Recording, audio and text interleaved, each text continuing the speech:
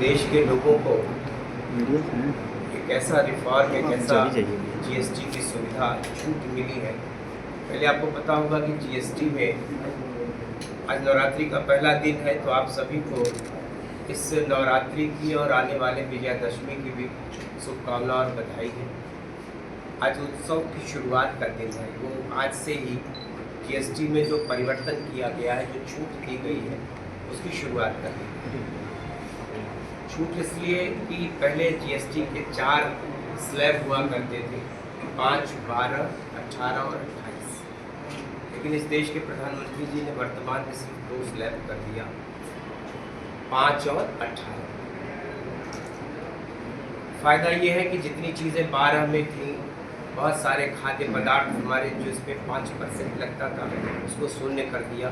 खाने की जो वस्तुएं हैं, दाल, आटा, चावल, ये सारी चीज़ें हमारी जीएसटी फ्री हो गई। दूध, पनीर, और इसके अलावा जो चीज़ें 12% थी उसको 5 कर दिया।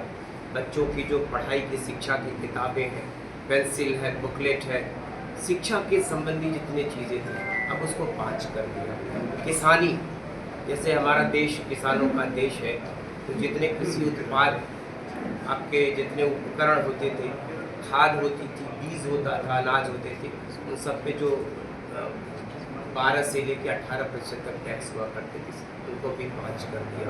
तो जीवन के उपयोग की जितनी वस्तुएं इंसान के जीवन से जुड़ी थी, जैसे कि 35 इंच तक की जो टीवी है, उसको 5% कर दिया।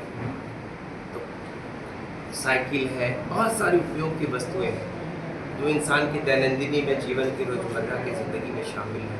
उन सबको कम करने से आज हर गरीब व्यक्ति की थाली सस्ती हो गई, खाना सस्ता हो गया, रहन सहन जीवन की जो उसकी आवश्यकता की वस्तुएं हैं, वो आज से सस्ती हो जाएंगी।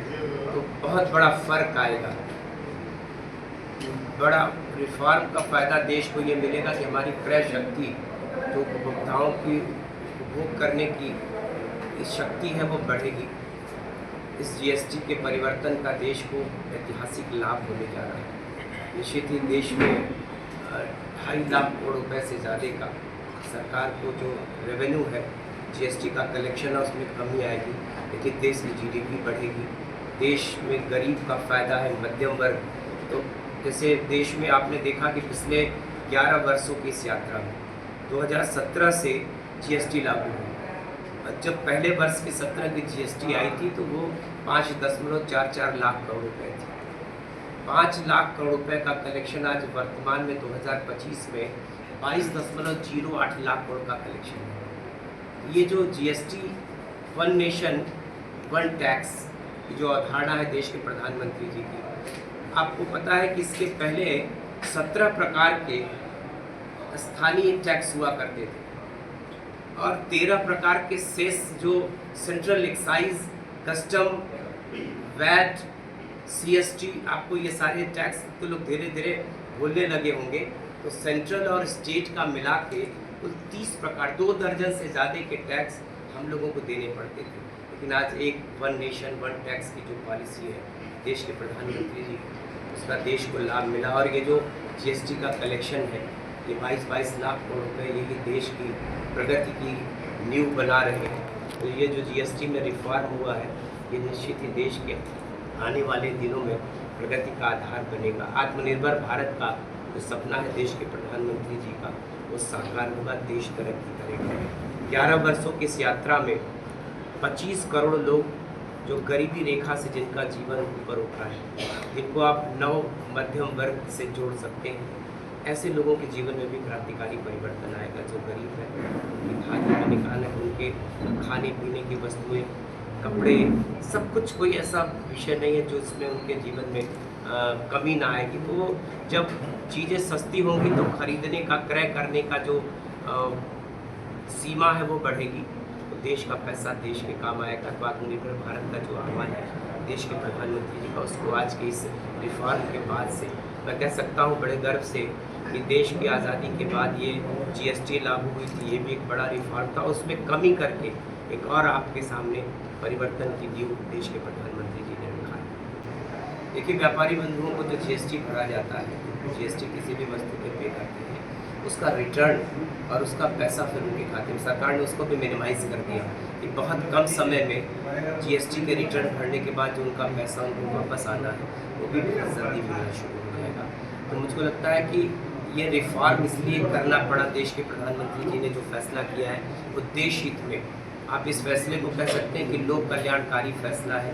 देश की जनता, जैसे हम अभी तक कहते थे कि अतिथि देवो भव, तो देश की जनता इस समय देवता के समान, तो जनता देवो भव आप कह सकते हैं। तो देश की जनता के लिए बहुत बड़ा क्रांतिकारी कदम प्रधानमंत्री जी ने उठाया है।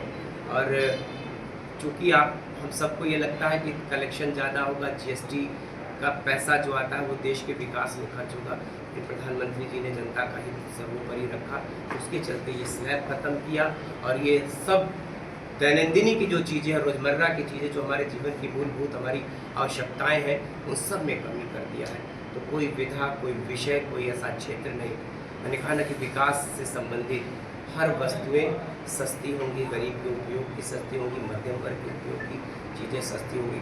महंगा हुआ है तो सिर्फ विलासिता की चीज़ें, क्योंकि जो काम उन्होंने किया है वो हर चीज़ को उनकी निगाह जाती है। भारतीय जनता पार्टी और नरेंद्र मोदी जी की जो सरकार है, देश के यशस्वी प्रधानमंत्री जी की, वो गरीब के हित में काम करती है। इसी ये सरकार कैसी है, अब आपको परिवर्तन में आपको बताऊंगा तो आपको अच्छा लगेगा कि जिस देश में अनाज के लाले पड़ा करते थे, यह सरकार पिछले लगातार दिनों अपने 80 करोड़ लोगों को मुफ्त में अनाज देती है। 50 करोड़ लोगों को आयुष्मान कार्ड 5 लाख रुपया प्रतिवर्ष के हिसाब से 25 लाख रुपए के स्वास्थ्य की गारंटी, 4 करोड़ लोगों गरीब को घर दिया है, 10 करोड़ से ज़्यादा मातृशक्ति को हमारे उज्ज्वला के कनेक्शन गैस के सिलेंडर दिए हैं, 14 करोड़ से ज़्यादा गरीबों के शौचालय बने हैं। मैंने कहा ना कि देश में हर घर नल से जल योजना में इस देश के पूरे हर घर को शुद्ध पीने का पानी उपलब्ध कराने का देश की सरकार ने नए पुल, मैं आपको बताऊंगा 60 इस देश में एयरपोर्ट 11 के पहले हुआ करते थे, वर्तमान में 169 एयरपोर्ट है जिन पे इस देश में काम हो रहा है। तो देश में जेवर जैसा एयरपोर्ट जो एशिया का सबसे बड़ा एयरपोर्ट है। उत्तर प्रदेश की प्रगति आपसे छिपी नहीं कि 6 एयरपोर्ट उत्तर प्रदेश में थे, आज 19 एयरपोर्ट हमारे वर्किंग है। इसमें जेवर का एयरपोर्ट बन के जिस दिन मिलेगा वो एशिया का सबसे बड़ा एयरपोर्ट। पुल, फ्लाईओवर, इसे उत्तर प्रदेश की बात करूं तो आज एक्सप्रेसवे का प्रदेश कहा जा रहा है उत्तर प्रदेश। 6 से ज़्यादा एक्सप्रेसवे बन चुके हैं और एक्सप्रेसवे पे काम हो रहा। 6 शहरों में उत्तर प्रदेश के मेट्रो चला करती है। तो ये उत्तर प्रदेश की प्रगति और देश की प्रगति को जब आप आंकड़ों के पैमाने से देखिएगा कि देश कैसे बढ़ रहा, आज इस दुनिया की में पहचान भारत की है कि दुनिया का सबसे ऊंचा रेलवे का पुल अगर कोई बना चिनाब नदी पर, वो भारत में बना। दुनिया की सबसे ऊंची स्टैच्यू ऑफ यूनिटी अगर दुनिया के किसी देश में बनी तो उस देश का नाम भारत है। दुनिया का दूसरा सबसे लंबा सड़क का नेटवर्क, रेल का नेटवर्क, ये सारी चीज़ों में हम दुनिया में पहले और दूसरे नंबर पर हैं। तो ये रेल जो बिछ आज जानते हैं, इस देश में 100 से ज़्यादा वंदे भारत जैसी आधुनिक ट्रेनें, जो तेज़ गति से चलने वाली ट्रेनें हैं। कल्पना करिए कि आप आज वंदे भारत को देख के आपको खुशी होती होगी कि ऐसी तेज़ ट्रेनें भारत में चल रही।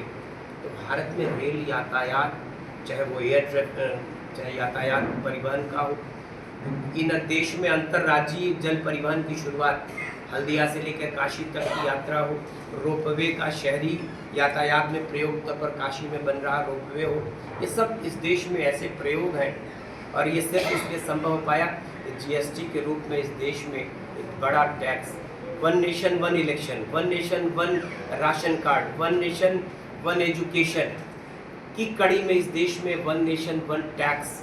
आज भी आपको खुशी होती है कि आप हर कदम पे टैक्स नहीं देते, बार बार आपको टैक्स के फॉर्म भरना, जो उसकी प्रक्रिया आप फॉलो करते थे तो कठिनाइयाँ थी।